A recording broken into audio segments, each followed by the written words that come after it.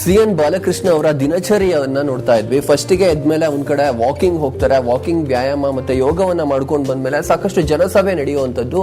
ಸುಮಾರು 1 ಗಂಟೆ ಕಾಲ ಇವತ್ತು ಜನಸಭೆ ನಡೆದಿದೆ. ಜನಸಭೆ ಆಗ್ಬೇಕಾದ್ರೆ ಸಾಕಷ್ಟು ಜನರ ಒಪಿನಿಯನ್ ಕೂಡ ಕಲೆಕ್ಟ್ ಮಾಡ್ಕೊಂಡ್ವಿ. ತುಂಬಾ ಹಾರ್ಡ್ ವರ್ಕರ್ ಅಂತ ನಮ್ಗೆ ತಿಳಿದು ಬಂತು. ಈಗ ಪೇಪರ್ ಓದುವಂತ ಕಾರ್ಯ ಶುರುವಾಗಿದೆ. ಇವರು ಪೇಪರ್ ಕಾರ್ನರ್ ಅಂತ ಕರೆಯೋಣ. ಸರ್, ಪೇಪರ್ ನ ಡಿಸೈನ್ ಮಾಡ್ಬೇಕಾದ್ರೆ ನಾನು ಓದ್ಕೊಳ್ತಾ ಇದ್ದೆ, ಜನ ಯಾವ ಪೇಪರ್ ಯಾವ ನ್ಯೂಸ್ ನ ಓದ್ಬೇಕು ಅನ್ನೋ ಒಂದು ಐಡಿಯಾದ ಮೇಲೆ ಒಬ್ರೊಬ್ರು ಐಸೈಟ್ ಈ ರೀತಿ ಫ್ಲೋ ಆಗತ್ತೆ ಅಂತ ಒಂದು ರಿಸರ್ಚ್ ನ ಮಾಡ್ಬಿಟ್ಟು ಪ್ರಮುಖ ಸುದ್ದಿಗಳನ್ನ ಅಲ್ಲಿ ಹಾಕುವಂತ ಪ್ರಯತ್ನ ಮಾಡ್ತಾರೆ ಅಂತ. ಯೂಶಲಿ ನಾನ್ ನ್ಯೂಸ್ ಪೇಪರ್ ತಗೊಂಡ್ರೆ ಸ್ಪೋರ್ಟ್ಸ್ ನ್ಯೂಸ್ಗೆ ಫಸ್ಟ್ ಹೋಗ್ತೀನಿ. ನಿಮ್ಮ ಒಂದು ಫ್ಲೋ ಯಾವ ರೀತಿ ಇರುತ್ತೆ ಸರ್? ಫಸ್ಟಿಗೆ ಯಾವ ಸುದ್ದಿಗಳನ್ನ ಪ್ರಮುಖ ಮಾಡ್ತೀರಾ? ಸುಮಾರು ನನಗೆ 4-5 ದಿನಪತ್ರಿಕೆ ಕಾಣಿಸ್ತಾ ಇದೆ. ಸ್ಟೇಟ್ ನ್ಯೂಸ್ ಸಂಬಂಧಪಟ್ಟ ಫ್ರಂಟ್ ಪೇಜ್ ಓಕೆ. ಅದಾದ್ಮೇಲೆ ನಮ್ಮ ಹಾಸನ್ ಎಡಿಷನ್, ನಮ್ಮ ಹಾಸನ್ ಡೆವಲಪ್ಮೆಂಟ್ಸ್ ಏನೇನು ನಮ್ದು ಪ್ರೋಗ್ರಾಮ್ಸ್ ಏನ್ ಬಂದಿದೆ ಅದು ಮತ್ತೊಂದೆಲ್ಲ ನೋಡ್ತೀವಿ. ಅದಾದ್ಮೇಲೆ ನ್ಯಾಷನಲ್ ಲೆವೆಲ್ ಮತ್ತು ಆಮೇಲೆ ಅಂತಾರಾಷ್ಟ್ರೀಯ ಸುದ್ದಿಗಳ ಬಗ್ಗೆ ನೋಡ್ತೀವಿ. ಅದಾದ್ಮೇಲೆ ವಾಣಿಜ್ಯಕ್ಕೆ ಸಂಬಂಧಪಟ್ಟಂಗೆ ನಾವು ಬ್ಯಾಂಕಿಂಗ್ ಒಂದು ಎಲ್ಲ ಇರೋದ್ರಿಂದ ಅದು ನೋಡ್ತೀವಿ. ಜೊತೆಗೆ ಸ್ಪೋರ್ಟ್ಸ್ಗೂ ಕೂಡ ನಮ್ದು ಆದ್ಯತೆ ಇರ್ತದೆ. ನಾವು ಕೂಡ ಹಿಂದೆ ನಾವು ಸ್ಪೋರ್ಟ್ಸ್ ಮ್ಯಾನ್ ಆಗಿದ್ದು, ಅದರಿಂದ ಸ್ಪೋರ್ಟ್ಸ್ ಬಗ್ಗೆ ತುಂಬಾ ಕಾಳಜಿ. ಕ್ರಿಕೆಟ್ ಕೂಡ ಪ್ಲೇಯರ್ ಆಗಿದ್ದು ಕಾಲೇಜಿನ ಕ್ರಿಕೆಟ್ ನ್ಯೂಸ್ ಕೂಡ ಫಾಲೋ ಮಾಡ್ತೀರಾ? ಫಾಲೋ ಮಾಡ್ತೀವಿ. ಫಸ್ಟಿಗೆ ಅದೆಲ್ಲ ಆದ್ಮೇಲೆ ಟೈಮ್ ಉಳಿದ್ರೇನ ಹೇಗೆ? ಟೈಮ್ ಉಳಿದ್ರೆ ಸೊ ಆಲ್ಮೋಸ್ಟ್ ಎಲ್ಲ ಪೇಪರ್ನು ಸ್ವಲ್ಪ ಎಲ್ಲ ಕಡೆ ಕಣ್ಣಾಡಿಸುವಂಥದ್ದು ಮುಖ್ಯವಾಗಿರೋ ಅಂಥದ್ದನ್ನ ಓದ್ತೀವಿ. ಇಲ್ಲದೆ ಹೋದ್ರೆ ನ್ಯೂಸ್ ಚಾನಲ್ ಅಲ್ಲೂ ಕೂಡ ಕೆಲವು ಎಲೆಕ್ಟ್ರಾನಿಕ್ ಮೀಡಿಯಾದಲ್ಲೂ ಕೂಡ ಕೆಲವನ್ನ ಅಬ್ಸರ್ವ್ ಮಾಡ್ತೀವಿ. ಓಕೆ. ಯೂಶುವಲಿ ನಾವೊಬ್ರು ಸೆಲೆಬ್ರಿಟಿ ಆದ್ಮೇಲೆ ಒಂದು ಏನಿರುತ್ತೆ ಅಂತಂದ್ರೆ ನಮ್ದು ಎಲ್ಲಾರು ನ್ಯೂಸ್ ಬಂದಿದ್ಯಾ ಅಂತ ಹುಡುಕುವಂತ ಪ್ರಯತ್ನ ಇರುತ್ತೆ ಅಂತ ಕೇಳ್ಪಟ್ಟಿದ್ದೆ. ನೀವ್ ಆ ರೀತಿ ಎಲ್ಲಾರು ಮಾಡ್ತೀರಾ? ನ್ಯೂಸ್ ಪೇಪರ್ ತಗೊಂಡಾಗ ನನ್ ನ್ಯೂಸ್ ಎಲ್ಲಾದ್ರೂ ಬಂದಿರೋ ಸಾಧ್ಯತೆ ಇದೆಯಾ ಅಂತ? ಇಲ್ಲ, ಸಾಮಾನ್ಯವಾಗಿ ನಮ್ದು ಏನ್ ಪ್ರೋಗ್ರಾಮ್ ಆಗಿರುತ್ತೆ ಅದನ್ನೇ ಮೊದಲೇನು ನೋಡಲ್ಲ.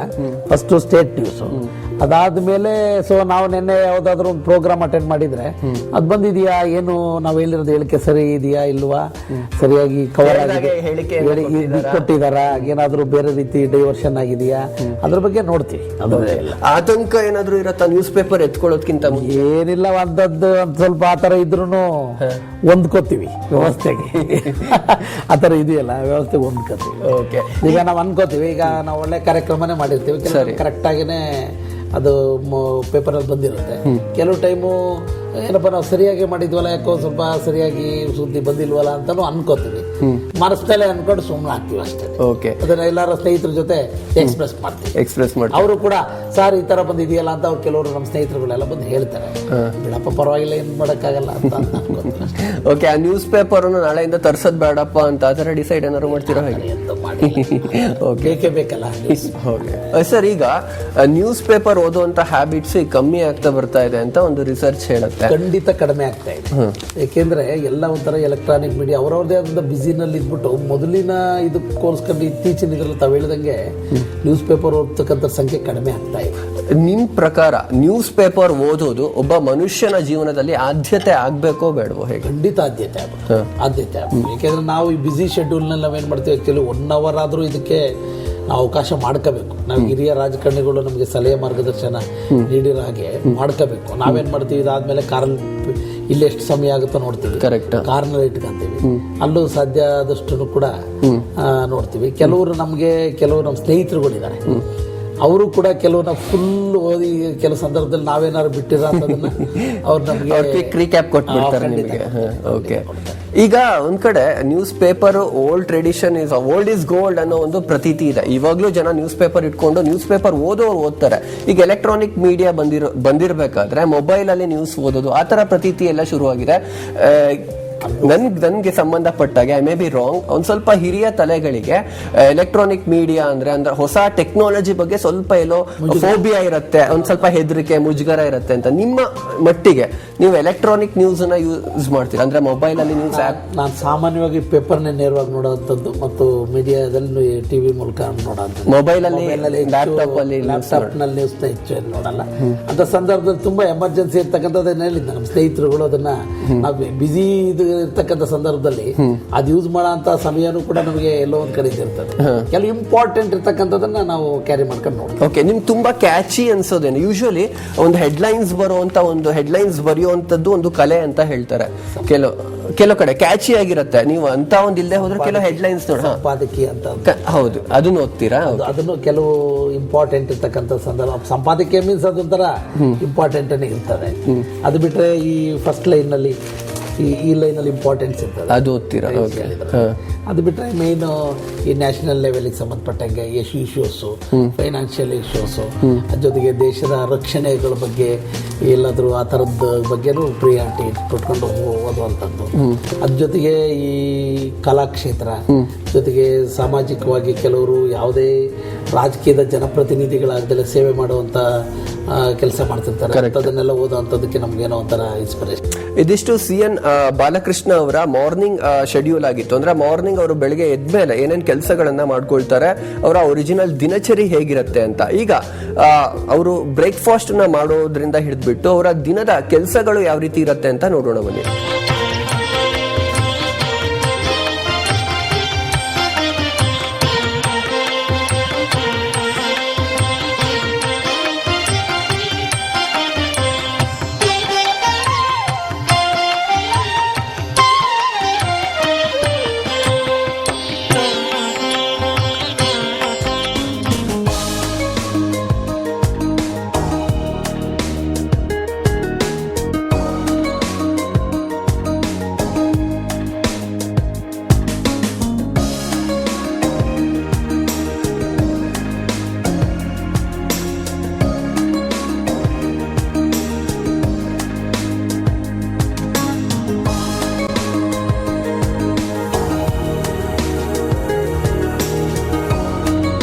ನಾವಿವತ್ತು ಬೆಳಿಗ್ಗೆ ತಿಂಡಿ ತಿಂದಾದ್ಮೇಲೆ, ರುಚಿಕರ ತಿಂಡಿಯನ್ನ ತಿಂದಾದ್ಮೇಲೆ ನಾ ಅನ್ಕೊಳ್ತಾ ಇದ್ದೆ ಮೇಡಮ್ ಅವರ ಇಂಟರ್ವ್ಯೂನ ಕಿಚನ್ ಅಲ್ಲೇ ಮಾಡ್ಬೇಕು ಅಂತ. ಯಾಕಂದ್ರೆ ಕಂಪ್ಲೀಟ್ 3 ಡಿಶಸ್ ನ ಮಾಡಿದ್ರು. ಒಂದ್ ಕಡೆ ಉಪ್ಪಿಟ್ಟಿತ್ತು, ರೊಟ್ಟಿ ಇತ್ತು, ಇನ್ನೊಂದ್ ಕಡೆ ಪಲಾವ್ ಇತ್ತು, ಜೊತೆಗೆ ತುಪ್ಪ, ಡೇಟ್ಸ್ ಎಲ್ಲ ಇತ್ತು.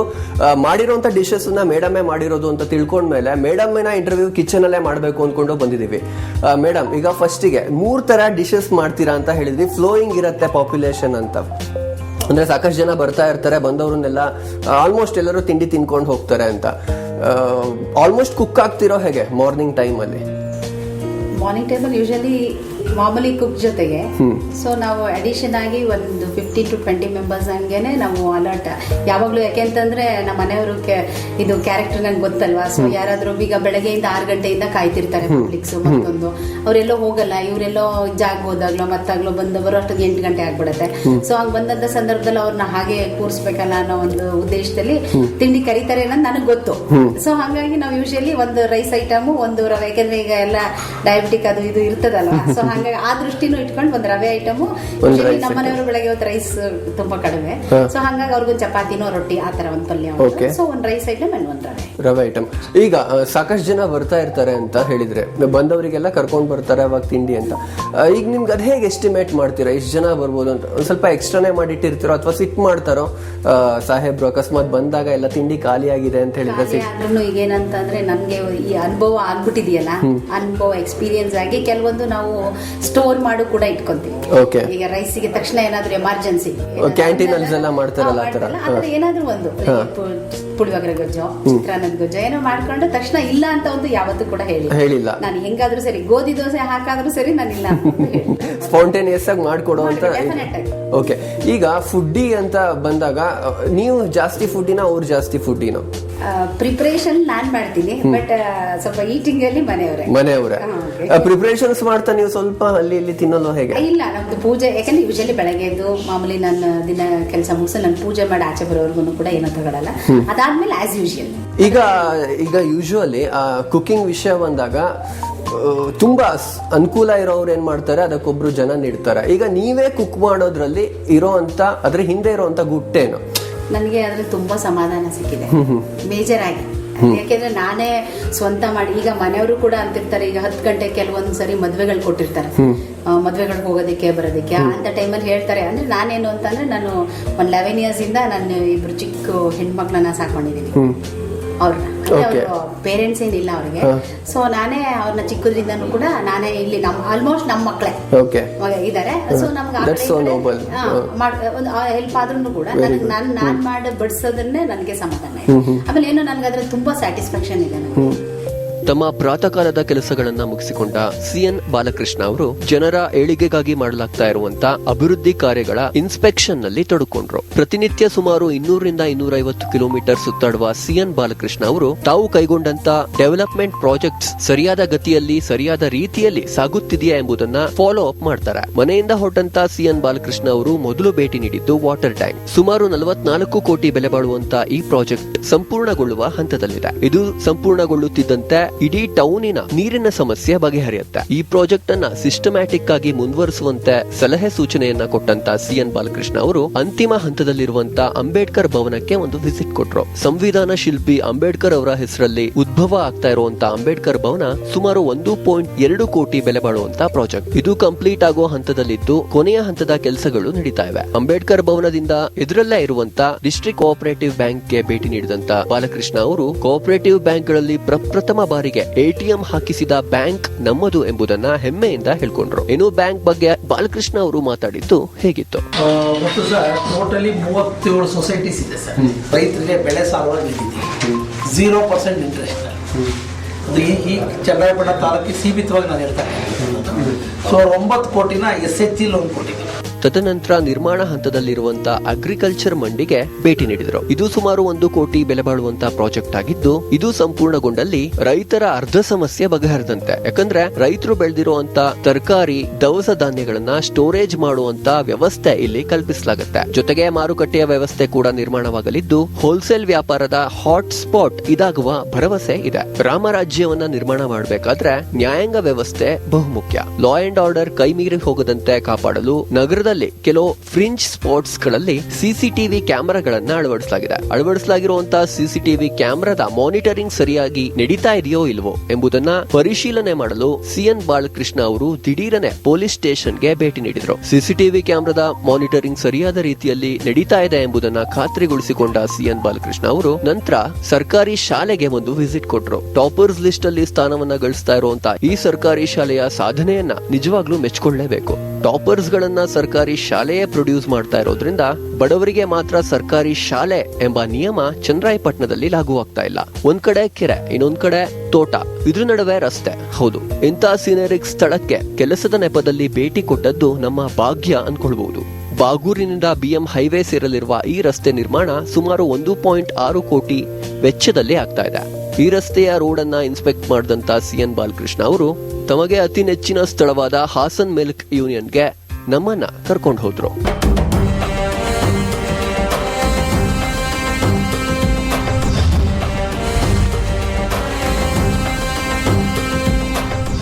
ನನಗ್ ಗೊತ್ತು ನೀನು ಯಾವ್ದಕ್ಕೆ ಕಾಯ್ತಾ ಇದ್ಯಾ ಅಂತ. ಯಾವ್ದಕ್ಕೆ?